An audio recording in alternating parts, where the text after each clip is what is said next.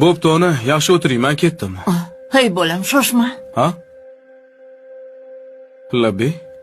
Ishga ketishingdan oldin menga $200 qarz berib ketgin. Qarz? Ha, qarz.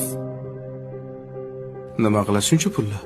Gapga berishim bor edi, keyin ustimga bu narsa osanmikin deb aytdim. Bo'pti. Qachon qaytarib berasiz? Qaytaraman.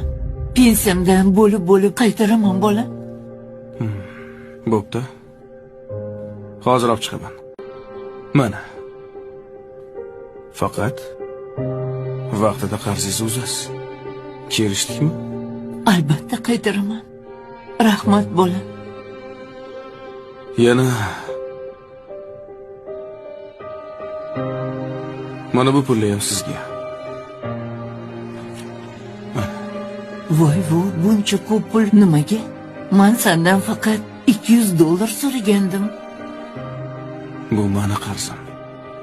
Seni qarzing? Bolaligimda kasal bo'lganimda uxlamasdan chiqqansiz, esizdami?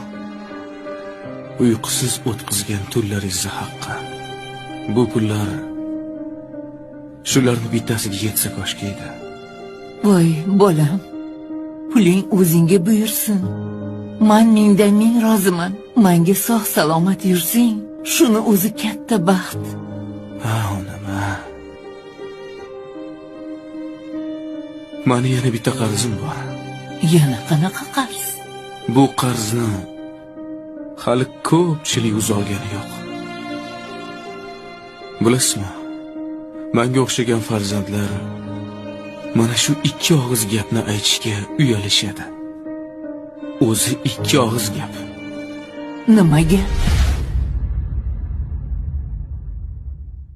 Sizni yaxshi ko'raman degan gap. Men seni yaxshi ko'raman.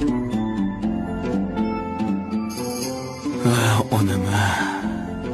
Siz mendan qarz so'rab o'tiribsiz. Aslida haqiqiy qarzdor farzandlar emasmi? O'tinib so'rayman. Mana shu qarzlarimni bo'lib to'lagunimcha iltimos. Meni tashlab bu dunyoni tark etib qolmang.